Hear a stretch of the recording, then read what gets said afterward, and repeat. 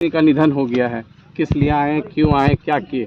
जी, उनको मिट्टी देने के लिए आए थे और साथ ही शोकाकुल परिवार को ढाढ़स देने आए थे और बाकायदा मंत्री जी से मिले, उनसे यही संदेश दिया मैंने कि परिवर्तन संसार का नियम है और एक ना एक दिन सबको उसके हवाले अपने आप को करना पड़ता है जिसने हमें दुनिया में भेजा है। तो समय हो चला था, अपने आप को ढाढ़स दे दीजिए, हौसला रखिए।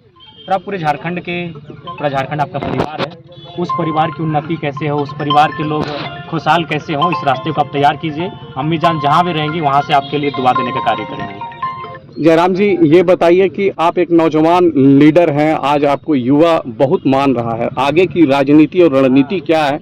एमएलए चुनाव में क्या उपस्थिति होगी आपकी पार्टी की? देखिए, 24 वर्षों का झारखंड हो चुका है, लेकिन आज भी देख सकते हैं हमारे हिस्से की नौकरियों को, चाहे आउटसोर्सिंग की बात कीजिए, टेंडर की बात कीजिए या प्राइवेट सेक्टर्स की बात कीजिए, कहीं भी झारखंड के लोग अगर खोजने जाएंगे तो नहीं मिलेंगे।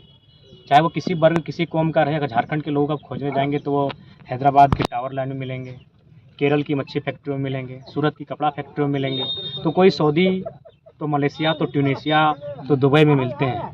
ये दुर्भाग्य का विषय है। 40% खनिज देने वाला झारखंड राज्य, 75 से 80 प्रकार के मिनरल्स देने वाला झारखंड राज्य, अकेले 27% कोयला देने वाला झारखंड राज्य, अगर आज इस प्रकार से पलायन और बेरोजगारी की मार झेलेगा तो कहीं ना कहीं एक सवाल खड़ा होता है कि राज्य किनके लिए बना था।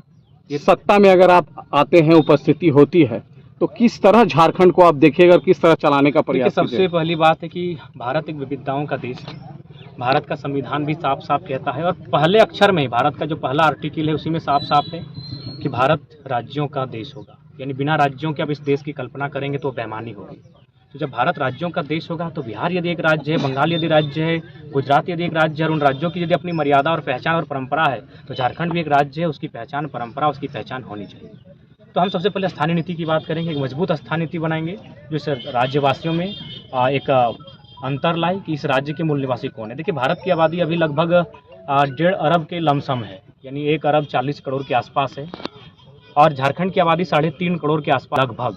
हम साढ़े 3.5 करोड़ झारखंड के लोग भारतीय हैं, लेकिन सारे भारतीय झारखंडी नहीं है। बस इतना सा फंडा को समझना है, सारे भारतीय झारखंडी नहीं है पर सारे झारखंडी भारतीय हैं। तो ठीक उसी प्रकार झारखंडी कौन है, इसकी पहचान है। एक स्टूडेंट से राजनीतिक सफर, क्या कष्ट लग रहा है कि कहाँ तक पहुँचने में दिक्कत तो अभी भी है। कल 3 बोतल पानी चढ़ाने का काम किए, सुबह से सीने में दर्द, वोमिटिंग इत्यादि कई समस्याओं का सामना किए और आज फिर आज तो आराम ही कर रहे थे, लेकिन पता चला कि मंत्री जी की माँ का देहांत हुआ है। तो बोला नहीं, चलिए, विचारधाराएं भिन्न हो सकती हैं, राजनीतिक रास्ते अलग हो सकते हैं, लेकिन वहाँ का रास्ता सबका एक है।